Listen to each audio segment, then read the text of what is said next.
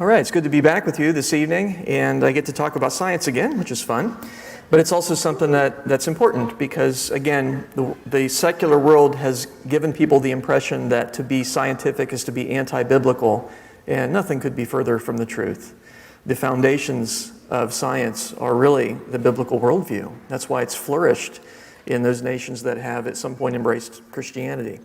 So what I thought would be helpful is to give sort of an overview of some of the basics of science that will help you in conversations when people have a stumbling block of evolution or billions of years, when they say the Bible can't be true because science has proved evolution. Well, no, science confirms biblical creation, and that's what we're going to look at this evening. Now, when you look at any topic, whether it's creation or evolution or any issue whatsoever, we can look at it from the perspective that the Bible is true. We can have that worldview in place and interpret the evidence accordingly, or we can interpret it in light of secular humanism or any other religion for that matter. But the big competing faith system in our culture is secular humanism, which has an evolutionary mindset. And so we all come to the evidence with a worldview. You can't escape that. And so when my secular colleagues look at the world, they already have in mind a naturalistic view of things. They think that they need to interpret the data in light of naturalism, the belief that there's no God, or if God does exist, he certainly doesn't have anything to do with nature. So they already have that view in mind. They're already thinking in terms of millions of years of evolution when they look at the rock layers and they look at fossils and they look at DNA and so on. They have that view in their mind, and that affects the conclusions that they draw. And I'm not knocking them for having a worldview, because we all have that. But my point is, the Bible is the correct worldview. It gives us the correct view of history. And when we look at the world from the lens of Scripture, we're going to tend to come away with right conclusions because we have a correct foundation. We have the history book of the universe, and not just any history book, one that was written by inspiration of God and is therefore infallible, because God is infallible. And so that's the way we should look at the evidence. And I do this as a conversation starter.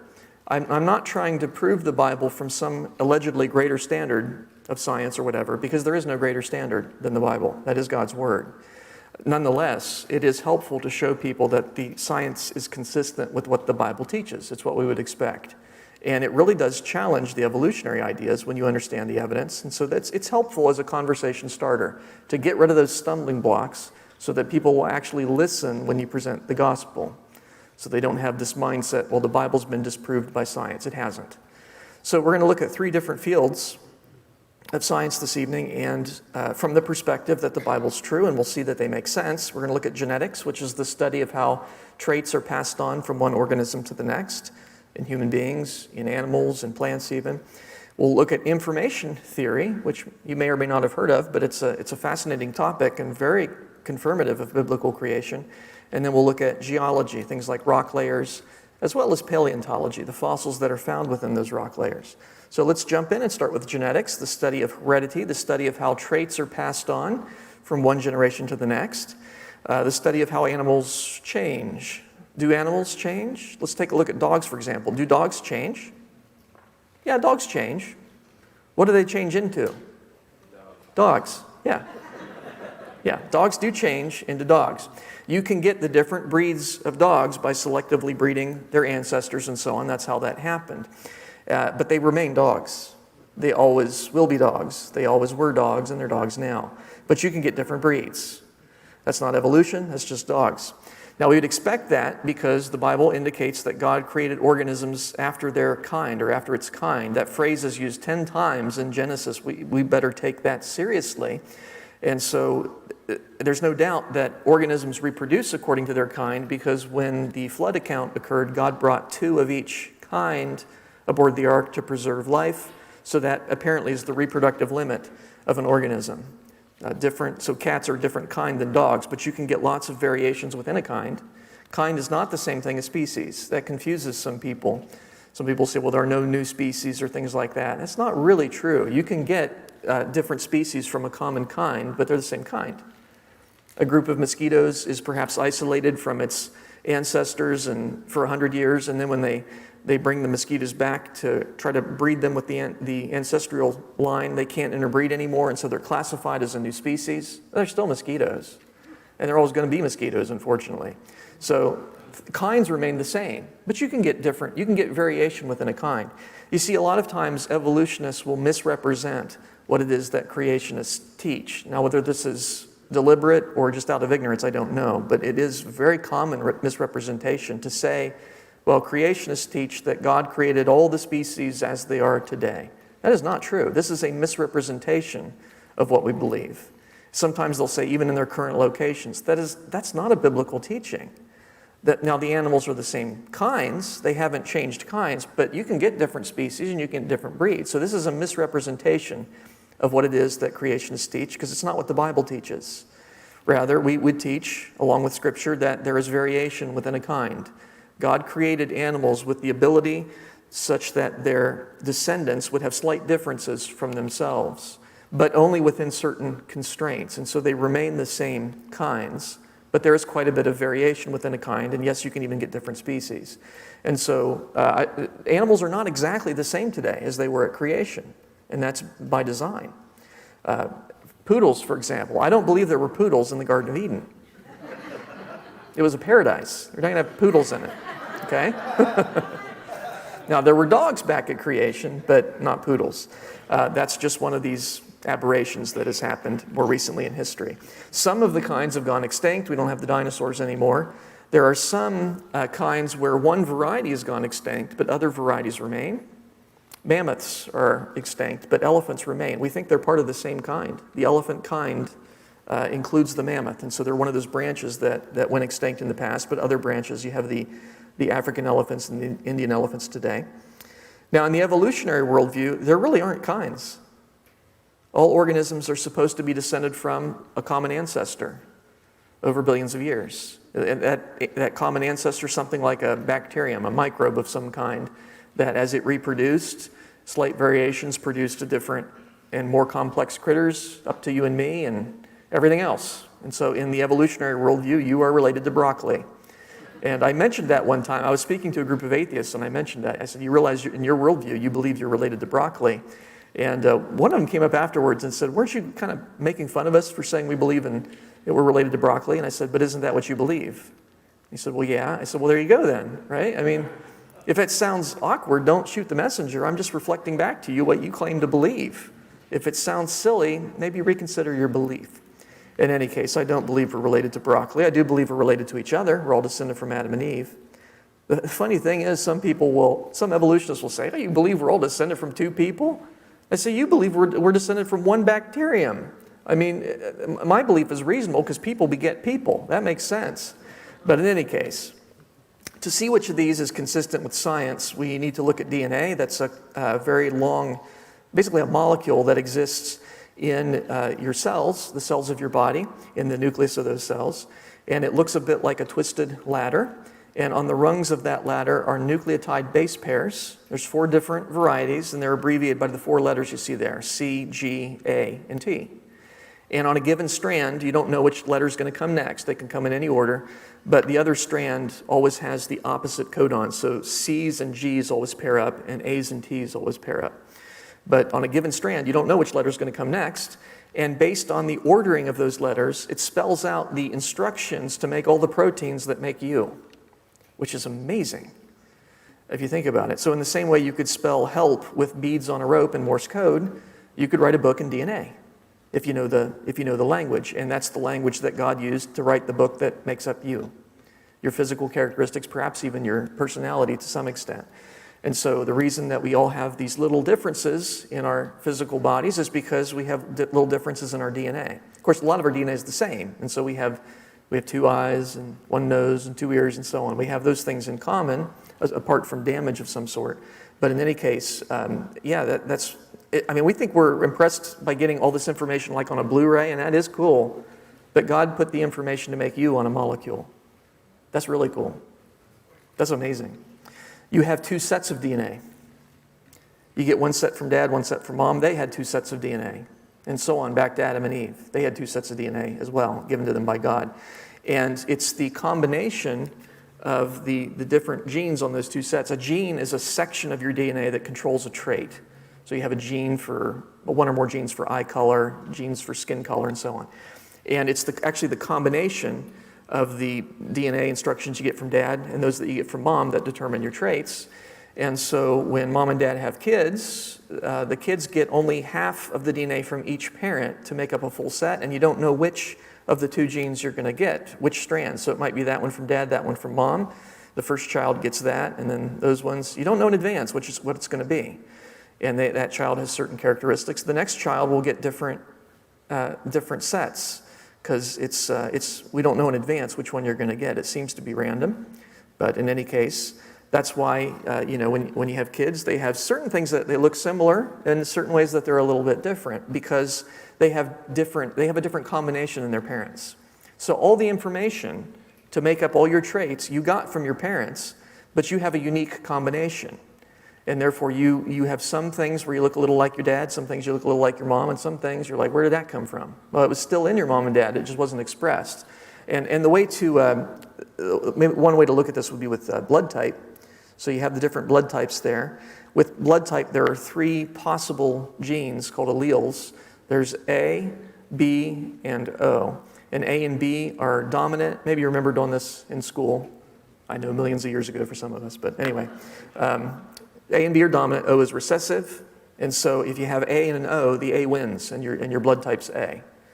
Or if you have A and A, your blood type's A. That's easy. Or B and O, your blood type's B.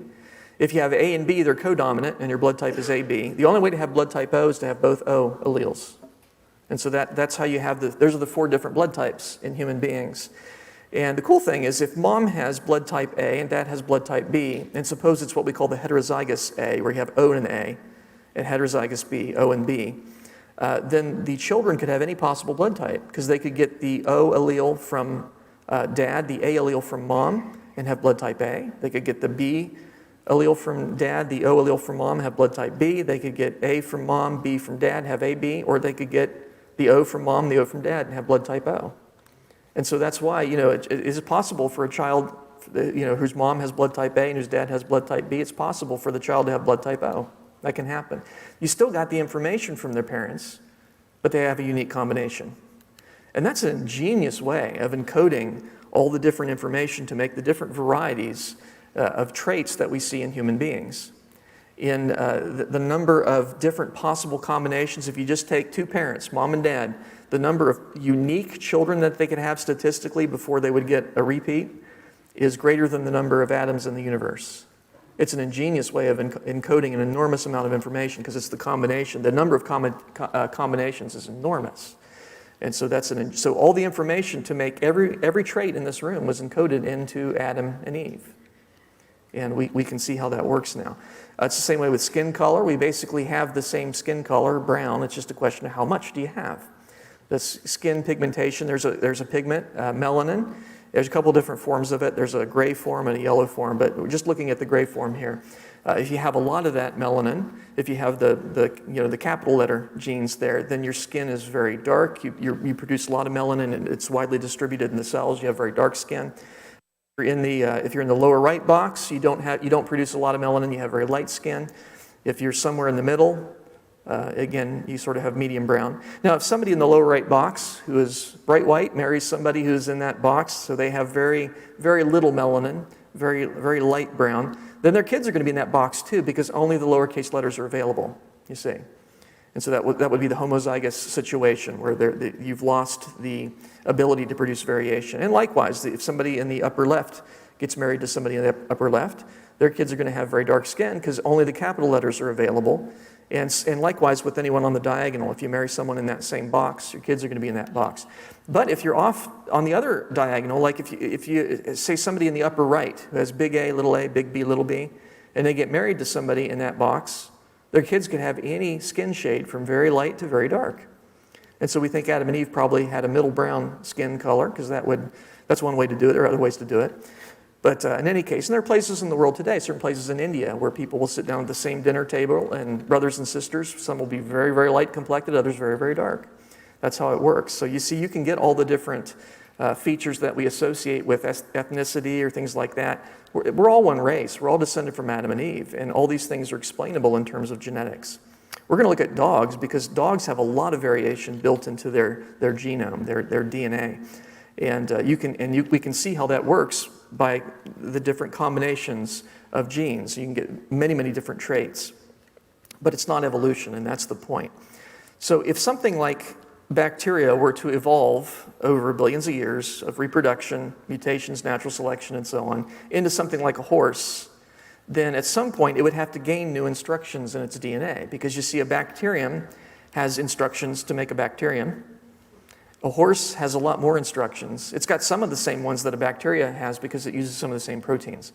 But a horse additionally has instructions to make bones and legs and eyeballs and a brain and so on. Bacteria do not have those instructions, and therefore they cannot produce those traits.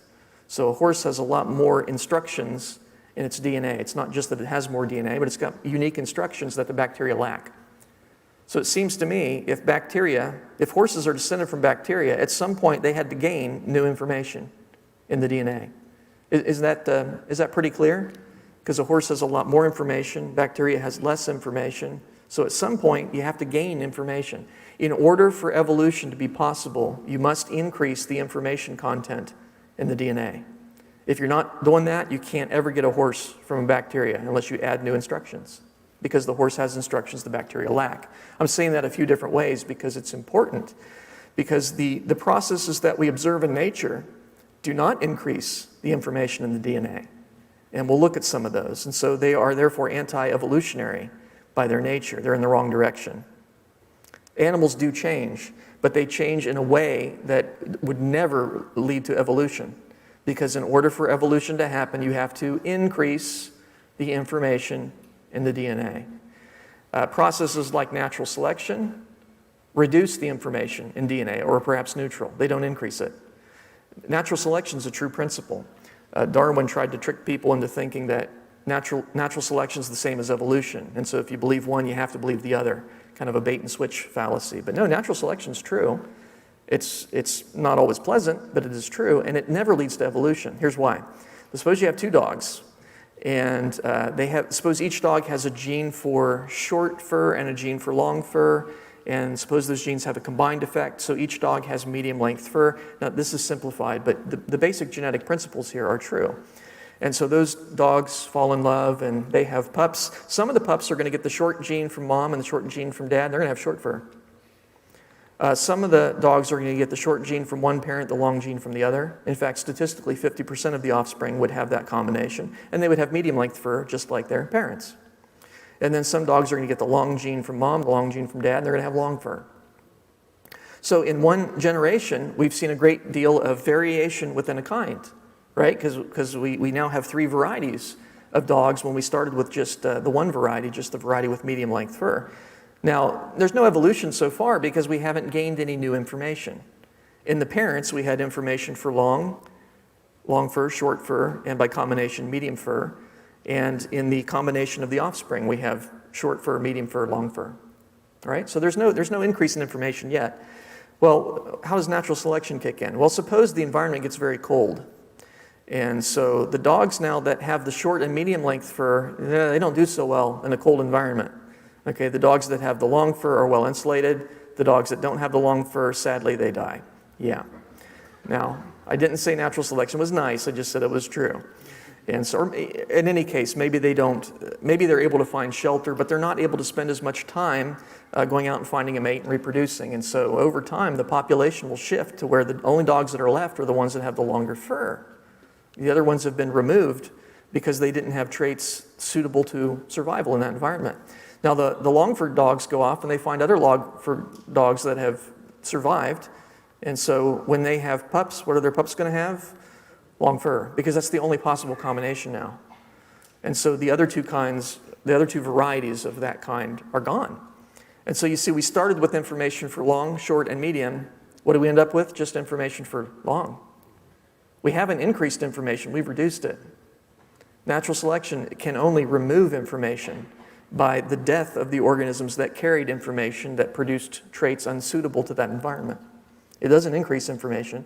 Now, if we started the experiment over again, and we had all 3 varieties, and this time let's let the environment get very hot, well, now obviously the dogs that have the very long fur, they don't do so well in that climate, and so sadly they die.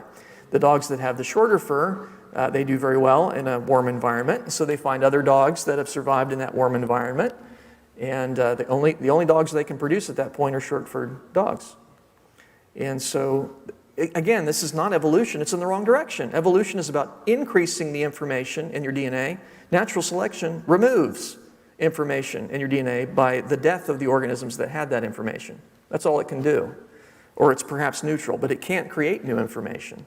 And so this is how we account for the different dogs that we find in the world. We find that dogs that end up in the cold climates, they tend to have the longer, thicker fur. If they didn't, they'd die. The dogs that are in the hotter environments, they tend to have the shorter, thinner fur. If they didn't, they'd die, and so on. And so this is how we account for the different wild dogs that we find in the world. And so you see, Noah didn't have to take 2 Dalmatians and 2 Border Collies and 2 Golden Retrievers, and he certainly didn't need 2 Poodles on board Noah's Ark. He just needed 2 dogs, and you can get all those breeds later. It's not a problem. And so as the dogs reproduced, as they went off the ark, they carried certain traits with them as they spread away from the mountains of Ararat, carrying certain genes with them. Some genes were helpful in that environment, and so they were carried on. Other genes not so helpful in that environment, and so those dogs tended to die off. Some genes are sort of neutral, like eye color, it doesn't really matter, and then it's just luck of the draw, whichever genes happen to go with that group. And so you can get what's called genetic drift, where there's no real selection effect. But we do find that dogs in colder climates have fur suited to that climate. Dogs in hotter climates tend to have the thinner fur suited for that climate. This is how we account for the different wild dogs in the world. And it makes sense, and it's consistent with creation. God creating the original dog kind and putting information into their genome and by the different possible combinations, you can get all the different varieties of wild dogs that we see in the world today. Now, my evolutionist colleagues would say, but Dr. Lisle, it's not just about natural selection. Evolution is natural selection and mutations. So we got to talk about mutations. A mutation is a mistake in your DNA. That's what a mutation is. You can think of it as a typo in your DNA. And they do happen. And for example, all dogs should have genes for 4 normal legs. They should have the instructions to produce that. That's not a variable trait. They all should have the same genes for that. But there is a mutation or combination of mutations that has caused some of those instructions to be garbled or missing. And so the dogs end up, their cellular machinery ends up creating legs that are very short and stubby. And if you think about it, a dog like that, because he's missing some instructions, his legs don't form properly, that dog is not going to do well in the wild. He can't run very fast on those short, stubby little legs. He can't catch anything. He's more likely to be caught by something else. And so mutations are somewhat held at bay in the natural world. Some mutations are immediately fatal. There's a mutation that causes your heart not to form properly, and you're dead. Now, that's not going to be passed on to the next generation because dead people don't reproduce. So that's immediately eliminated. But there are some mutations that are just inconvenient. And although that dog couldn't survive in the wild, there are some humans that like dogs with short, stubby little legs because they can't jump up on you as much. And so that little dog does not have to survive in the wild because a human caretaker will come along and feed that little animal and water it and spend millions of dollars trying to keep it alive. So there you go.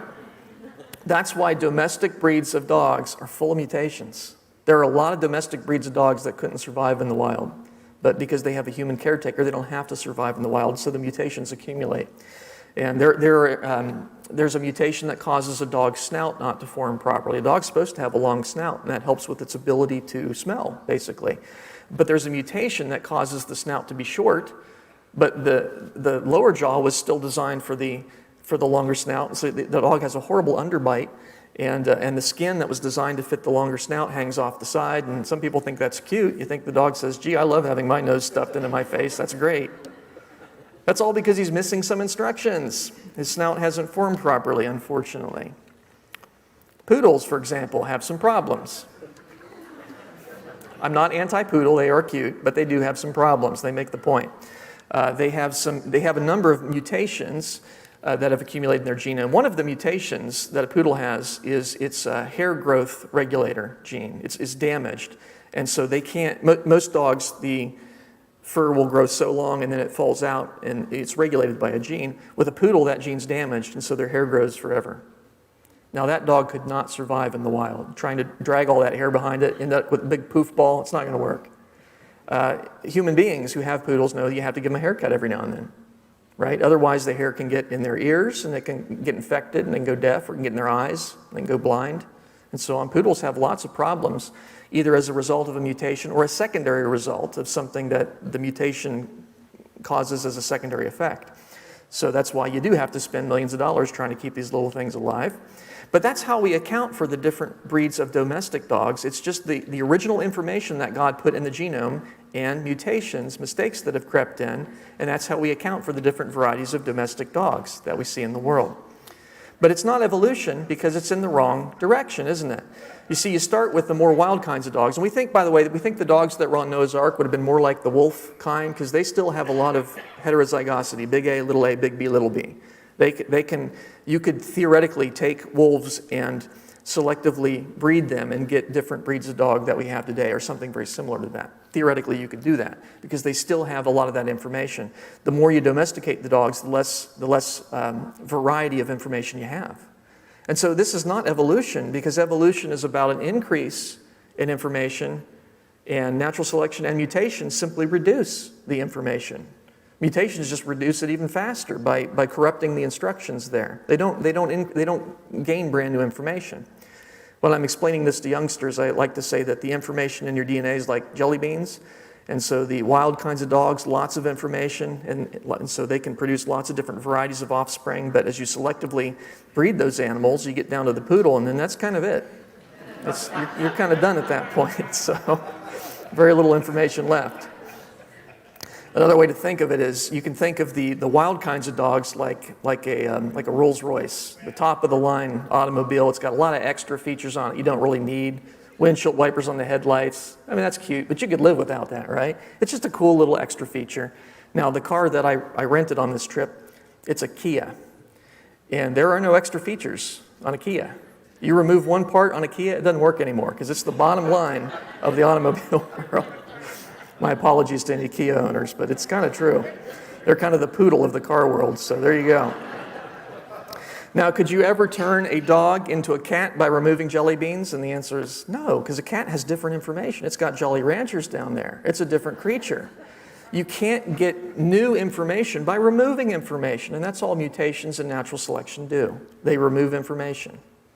And by the way, we all have some mutations in us. We're all a little bit like the poodle, and that's why we have certain issues with lower back pain or male pattern baldness or whatever. All those are just a result of some information that's been lost over the ages since Adam and Eve. So we're all kind of poodle bound, and we need a savior is what we need. So you see, here's the point though. When we look at dogs and we apply science, which is observing and experimenting, we see how dogs reproduce. This is good observational science. We find dogs reproduce dogs every time. And they don't gain any new instructions, they lose instructions. This is consistent with God creating the original kinds. They've diversified since then based on the instructions God planted in them, and mutations where they've lost some instructions. It's not consistent with the evolutionary idea of animals becoming increasingly sophisticated as they gain new information. We do not observe that in nature. That is not a scientific idea. I do have to point out that mutations can be beneficial by losing information. Yes, there are certain mutations that will actually help an organism survive in a particular environment. One example, there's many I could give. One example is antibiotic resistance. There's a bacterium called H. pylori that causes stomach ulcers, and that's unpleasant, and so you go to your doctor and he gives you an antibiotic. The antibiotic is harmless to you, but it goes into the bacterium, and he's got an enzyme that's part of his system that he generates, and that enzyme interacts with the antibiotic and converts it into a poison. It's just that's the natural reaction with that antibiotic, and the poison kills the bacterium, and you feel better until you get your medical bill. There's a mutant form of H. pylori that is missing the instructions to produce that enzyme. Now, he can live without it, or he can't produce very much of it. He produces just a little bit of it. And so the antibiotic goes into him, and it just sits there. And he survives, but he survives because he's missing some instructions. So is this evolution? Not at all, because he's lost some information. It's in the wrong direction to make evolution work. And so what happens, that's why, by the way, you got to take all your antibiotic even when you feel better, because when you feel better, you've killed off all the normal bacteria, but there's a few that are resistant. And they have a little bit of that enzyme, so eventually the antibiotic will kill them too. But if you don't continue taking it, they'll reproduce, and now you've got a resistant strain, you see. But those bacteria can't compete in the natural world with the others because they're missing that enzyme that does help them survive in a non-antibiotic rich environment. So yes, mutations can help an organism survive, and no, that's not evolution, it's the opposite. Dr. Lee Spetner says all point mutations that have been studied on the molecular level turn out to reduce the genetic information, not to increase it. He says not even one mutation has been observed that adds a little information to the genome. And we're supposedly made of all these. We should have millions of them if evolution were true. So again, when we look at genetics, we apply good observational science. It's consistent with creation and not with evolution. We've been talking about information. There's a whole branch of science dedicated to information theory. And so what is information? How would we define it? We kind of know what it is. When you read a book, it's got information in it. What is that, though? Well, one way we could define it that would be very useful is to define it by 3 criteria. If it has these 3 things, then it's information. And the first would be a symbolic code system. So when I pick up a book, if it's got information in it, I might look at a certain word. I see the word lion. Now, do I see an actual lion there? No, I see a word that represents the animal. It's a code system, okay? So that would qualify. There's language.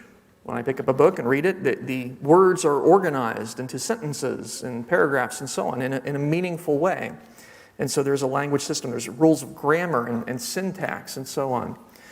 And then finally, there is meaning. There's an expected action on the part of the reader or recipient of the information, and there's a purpose for it. So if it were a cookbook, for example, the expected action on the part of the reader is that you would combine the ingredients the way the book says you're to combine them, and the purpose is so that you'll have something to eat. Okay, so that qualifies. That qualifies as information. So a cookbook has all those. It's got a symbolic code system.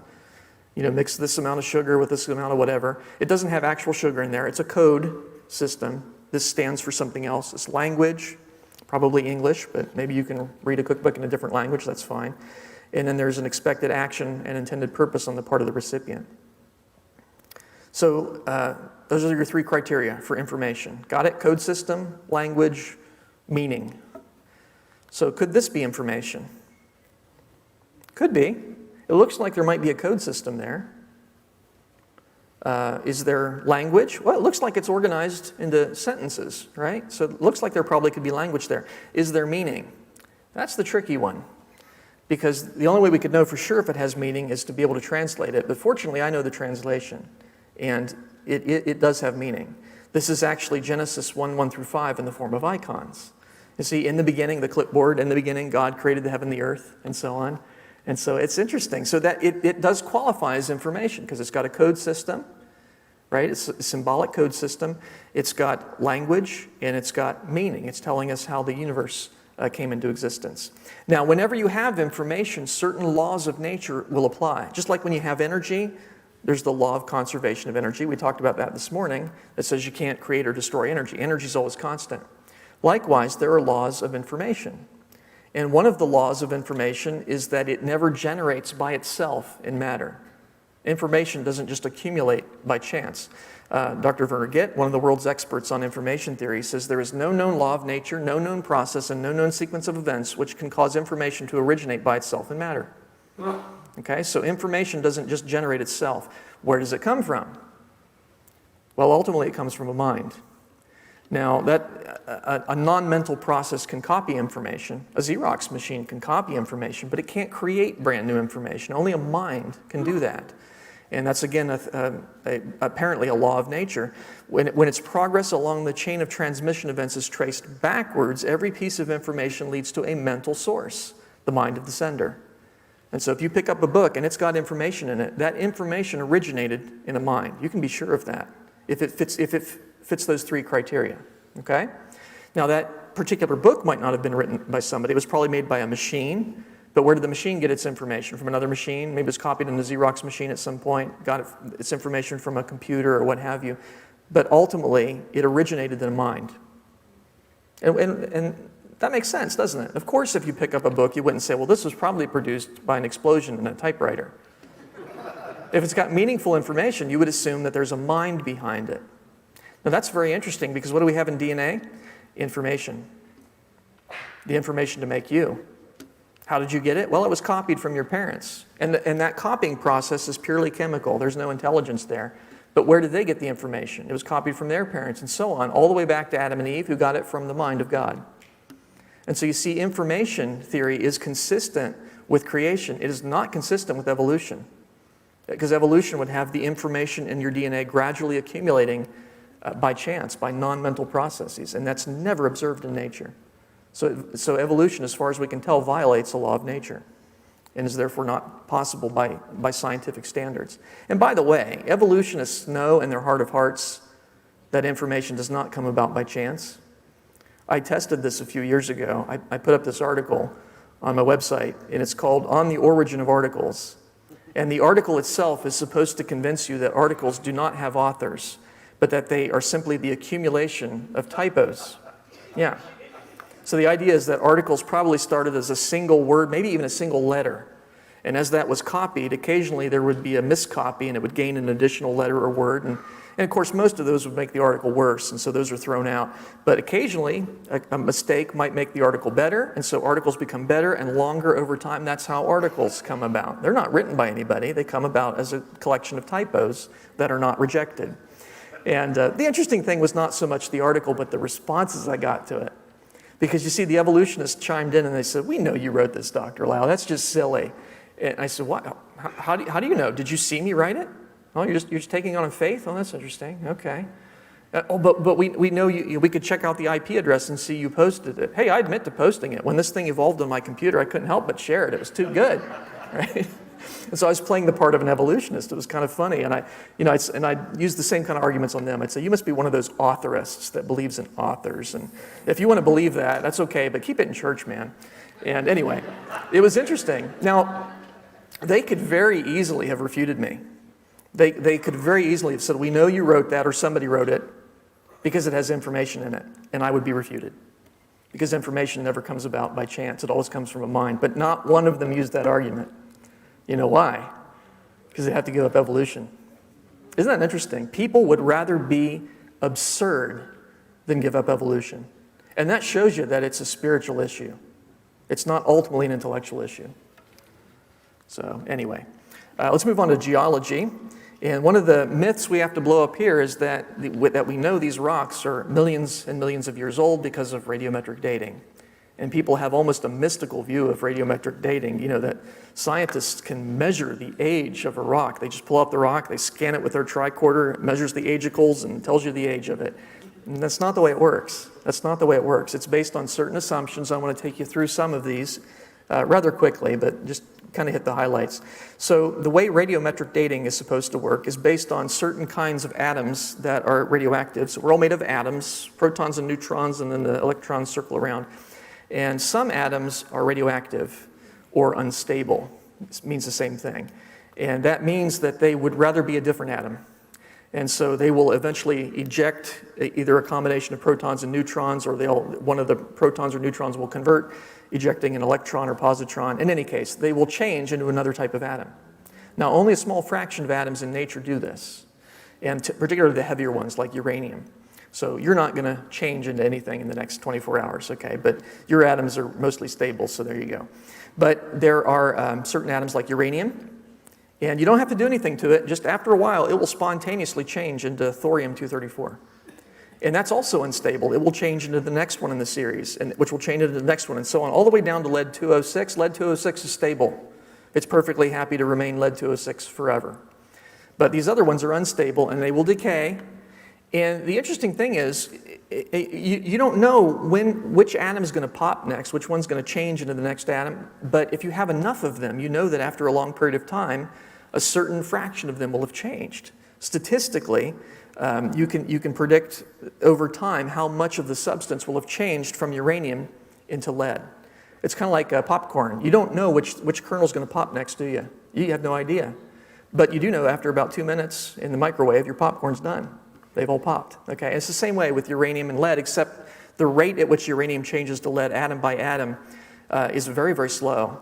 And theoretically, it would take billions of years for a chunk of solid uranium-238 to change completely into lead-206. We only find cases where it's partway changed. So if you had a chunk of uranium and you waited a long time, it would be part uranium, part lead, part intermediate elements, which I haven't displayed for simplicity. And then eventually it would be all lead. And the rate at which that happens, we can measure it today. And so theoretically, you can figure out that you pick a rock that's got some uranium and some lead in it, and you can extrapolate back and figure out when it was all uranium. But how do we know it was all uranium to begin with? Maybe it started with some lead already in it. And by the way, secularists do not assume that the rock was pure uranium to begin with. They believe it had some lead in it to begin with. Well, how much lead should we start with? Well, you tell me how old you want the rock to be, and I'll tell you how much lead it started with. Okay, so there's an assumption there that we can know the initial amount of uranium and lead. That's an assumption of initial conditions. You don't really know that. By the way, there's some clever ways that they've tried to get around that. There are isochron methods, and I'm perfectly happy to discuss those things if you're interested in that. But my point is that it is an assumption. You don't really know what the initial ratio was, and so how do you know how long the uranium's been decaying to lead? It'd be like, if I took some unpopped popcorn and mixed it in with some that was already popped and then put it in the microwave, you'd have no idea how long it's been popping, right? So, or sand going from the upper chamber to the bottom chamber in an hourglass is like uranium changing into lead. And if I had an hourglass and it looked like that, when you first came into this room, and I said, how long ago do you think I turned that over? You'd say, well, it looks like it's an hourglass, and it's about halfway through, so I'd say half an hour. I'd say, I got you. In fact, I turned it over only 1 minute before you came into the room, but already a lot of the sand was in the bottom chamber. You see, you assumed all the sand started at the top, and so your age estimate was way older. It was 30 times older than the true age. It's the same way with the rocks. If you assume the wrong amount of lead to begin with, your age estimate's going to be way off and perhaps vastly inflated. Or how do you know someone didn't add sand when you weren't looking? Or how do you know that the sand has always flowed through at the same rate? Maybe the throat of the bottle was different in the past. Now, for an hourglass, it's probably a pretty safe assumption that the bottle throat's been the same. But we don't know why radioactive decay happens at the rate that it does. And it might have been different in the past, and there's actually good evidence it was different at one or more points in the past. So in any case, these are some of the assumptions that are involved in radiometric dating. If any one of those is wrong, your age estimate is wrong. You see, you're not measuring age. You're measuring ratios of isotopes, and you're making certain assumptions about how those changed in the past, and then you're making a guess about the age. And that's what it is. It's a guess about the age. And if any one of your assumptions is wrong, your age estimate's wrong. And by the way, good evidence that number 2 is wrong. We know that certain kinds of radioactive decay can be sped up because we've done it in a laboratory. The rhenium-osmium reaction has been sped up in a laboratory by a factor of 1 billion. We can make it decay 1 billion times faster by ionizing the atom. And so there might be other ways to do that. But the bottom line is this. We've taken rocks from recent volcanoes like Mount St. Helens, erupted back in 1980, some subsequent eruptions, and it formed brand new rocks. And that's supposed to, when the rock hardens, that's supposed to set the 0 point on the clock. So we sent those in and had them radiometrically dated by a secular lab so we couldn't be accused of bias. And they came back with ages of hundreds of thousands to millions of years on rocks that we know are brand new. Now, sometimes it'll give the right answer, but often it gives a vastly inflated answer. You can take rocks from Hawaii, you'll get the same result. You'll get millions of years on a rock that you saw form. Some of the isochron methods, you can actually get a negative age, which I think is fascinating. You can actually hold in your hand a rock that, according to radiometric dating, will not form for another billion years. Interesting. So, what about carbon dating? Carbon dating is a little better because, at least when we test it on things of known age, it tends to give reasonable estimates. It tends to match up, not perfectly, but it's better. And it's based on a much faster decaying element, C14. Most carbon's C12. A small fraction of it is C14. It has 2 extra neutrons, and that makes it unstable. C14 would really rather be nitrogen, and it will decay into nitrogen with a half-life of 5,700 years. The C14 is produced in the upper atmosphere as cosmic rays bombard nitrogen atoms and so on. Now, while you're alive, you are eating carbon. Plants are taking in carbon from the atmosphere, taking in carbon dioxide and releasing oxygen. And then you eat the plants, or the animals eat the plants and you eat the animals. Either way, you're getting carbon into you from your environment, and a small fraction of that carbon is C14. So you're all slightly unstable. And when you're alive, That C14 is constantly decaying back to nitrogen, but you're replacing it because you're eating more food, you're taking in more carbon, and you're replacing the C14. And so while you're alive, the C14 to C12 ratio in you is about the same as it is in the environment. Okay, it's pretty similar because you're replacing it until you die. Now, when you die, you're no longer eating new carbon, you're not taking in new carbon, you're not breathing anymore, and so the C14 simply decays away into nitrogen. And so the idea is by measuring the C14 to C12 ratio in something that was once alive, you can tell how long ago it died. Now, this won't work on rocks because they don't have much carbon in them, but it works on things that have carbon in them. And the cool thing is, when we C14 date anything, we get hundreds or thousands of years. We never get millions or billions of years. Never. Some people think carbon dating gives millions of years. It never does. We've carbon dated dinosaur remains, thousands of years. We've carbon dated coal beds that evolutionists believe to be hundreds of millions of years old. You carbon date them, there's C14 in them. C14 doesn't last that long. C14 doesn't even last 1 million years. Half-life's 5,700 years. So as far as we can tell, everything on Earth is younger than millions of years, and that doesn't surprise me at all. We find C14 in diamonds. Diamonds, they're made of carbon. And, again, the secularists say, well, there must have been some kind of contamination. New C14 got in there somehow. How? It's a diamond. It's the hardest substance. How are you going to get new C14 in there? It makes sense that these formed thousands of years ago and not millions or billions. And there are hundreds of processes like that. The rate at which salt accumulates in the ocean. Even fresh water has a little bit of salt in it, picks it up from the continents, dumps it into the ocean. The water evaporates, leaves the salt. You can get rid of a little bit of salt with salt sprays and things like that. But as far as we can tell, the other 450 million tons simply accumulates in the ocean. And we know how much salt's in the ocean. How old could the ocean possibly be based on the being very generous to the critics? Maximum age of 62 million years. You go back before that, see, it would be freshwater at that point. And that means it can't be older than that because you can't have less salt than no salt, right? So that's an upper limit. And that's perfectly consistent with the biblical age of about 6,000 years. It's wildly inconsistent with the secular age of 3 billion years because you would be able to walk across the ocean by now. It would be so salty, it would be all salt. So that's not going to work. And the same is true with the rate at which mud accumulates on the ocean floor. And I'm ignoring things like the worldwide flood, which would dump a lot of mud on the ocean floor quickly. But even discounting that, even allowing the secularists to believe there was no worldwide flood, how long does it take to accumulate the current amount of mud on the ocean floor? Less than 12 million years. Less than 12 million years. So the oceans can't be 3 billion years old. Have to be less than 12 million years old just based on sediment accumulation. And that's consistent with thousands of years. Human population, how long does it take to get Earth's current population of human beings? It doesn't take billions of years. The way humans reproduce, we've been able to measure that, at least estimate it over history. And we can go back and extrapolate that, and it's consistent with a few thousand years. It's nowhere near millions of years. It's nowhere near millions of years. But the best evidence that the world's thousands of years old is we do have the birth certificate of the universe. That's what the Bible is, really.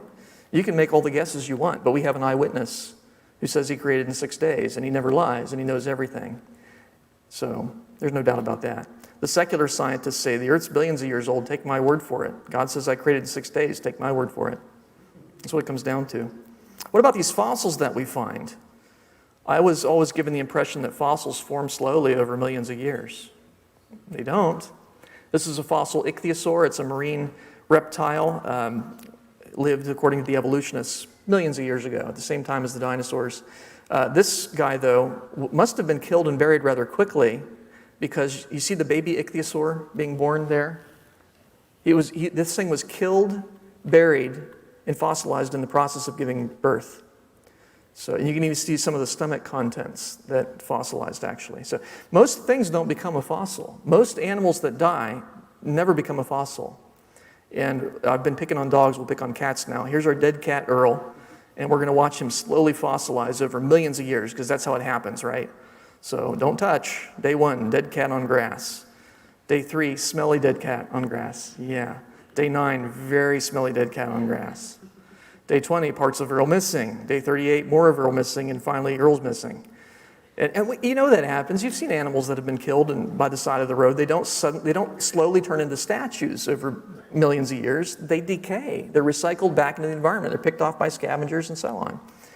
If you want to form a fossil, you have to bury something. And even then, I was given the wrong impression. I was told the fish dies, it sinks down to the bottom, and then over millions of years, it's gradually covered by sediment. That's not going to work, because if that layer of sediment formed a million years after that layer, the top part of the fish would have had plenty of time to decay and be picked off by scavengers. Plenty of time. You have to bury something quickly. By the way, fish don't normally sink down to the bottom anyway. They normally float, and they're picked off by scavengers. And perhaps you've seen some of those Discovery Channel or National Geographic specials where they go to the bottom of the ocean floor, and you don't see billions of dead fish waiting to fossilize. The ocean's active. You want to fossilize something, you got to do it fast. Here's how you do it. You go home to your aquarium, and you dump some concrete in there, okay? And that's going to kill that poor little fish, and it's going to bury him quickly. So now he doesn't have time to decay. Normally there's enough bacteria left in there that they can eat away at the soft parts, but the bones permineralize. The minerals move in and fill all the little holes in the bones, and that's how you get a fossil. Bury it fast under flood conditions. Oh, that's interesting. See, a worldwide flood would account for most of the fossils that we find on Earth today. Perhaps a few afterwards, but mostly in that flood. What about the kinds of fossils we find? Don't we find evidence of evolution? No. And even in the textbooks, they'll show you situations like this. They'll say, see, there you go. There's the evolution of the horse. And I'm thinking, those are different horses. Those are different varieties of horse, except for the first one, which is a rock badger. And you might say, well, why does it look like a horse? Because they were told that was the ancestor of a horse to the artist, and that's what he drew it as. But the rest of those are they're just horses. And but they have little differences. The number of ribs are different. Their toes are different. Modern horses have the one toe. Some of the ancient varieties had three, and so on. They're different sizes, but again, that's not an issue. Horses sometimes come in different sizes. These are both adult horses. They're just different breeds, okay? And there are lots of different breeds of horse today. Why shouldn't there be some extinct ones? And so a horse changing into a horse is not evolution. That's what we would expect. You can get different varieties of horse from just two. That's not a problem. The rocks in which these fossils are found, don't rocks take millions of years to form from mud? Here's a set of car keys embedded inside solid rock. I don't think that happened millions of years ago. Here's a man-made clock embedded inside solid rock. Isn't that interesting? A mechanical clock. That's the one rock we know right when it happened, right? Think about that. What about all these sediment layers there? Surely those took millions of years to be deposited. Those were all formed in the Mount St. Helens eruptions. Those did not exist before 1980. There's a person down at the bottom for scale. Mount St. Helens demonstrated that a lot of the things evolutionists say takes millions of years do not take millions of years. It carved out a canyon 1/40th the scale of the Grand Canyon in a matter of days, hours perhaps. Interesting. Fine laminations that you find on the canyon walls. They used to say, oh, those are annual layers. 1 year after the next, add them up, millions of layers, therefore millions of years. You creationists are wrong. Those were all formed in that one eruption. They didn't form 1 year after the next, they formed at the same time. That's the way mud works. And those are the same kind of laminations that you find in the Tepete sandstone, which covers much of the United States and Canada. Continental mud flow, interesting. We find trees buried vertically without roots. That's kind of odd. How does that happen? A lot of times there's coal at the base. I was told that coal forms in swamps over millions of years as peat accumulates. Problem is we find sometimes in coal impressions of plants, leaves that were around at the time, and they're not the kinds of plants that grow in swamps. They're the kinds of plants that grow in mountain rainforests. Oh, interesting. How would that happen? And why do we find them without roots? Don't most trees have roots? When Mount St. Helens erupted, it uplifted trees like matchsticks, and a lot of them floated in Spirit Lake next to the mountain there. And so that's why they don't have roots. Mount St. Helens demonstrated that catastrophic conditions will do these things that we see in nature. And the bottom would get waterlogged, and so eventually they settle down, and that's what we see. We see evidence of catastrophe. So you see, when we apply good observational science, it's very consistent with biblical creation and a worldwide flood. It's not consistent with the gradual evolutionary millions of years. And so when you see these rock layers that you see all around the world, these sedimentary rock layers that were laid down by water with fossils in them, that's evidence of the flood. It's not evidence of millions of years. It's evidence that God judges sin. The real message of the rocks is repent. Yeah. Now, God's not going to flood the world again, but he is going to destroy the world again by fire. And there's no escape in that one unless you're in Christ. That's the only way to escape that. So, God is a righteous God. He will judge sin, but he's also merciful. He provides a way of escape.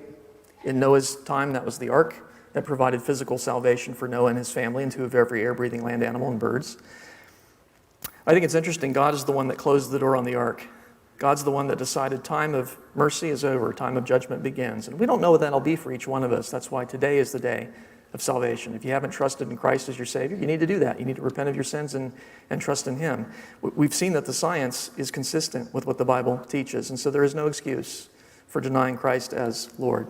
Again, I want to remind you of some of the resources we have back on the table back there.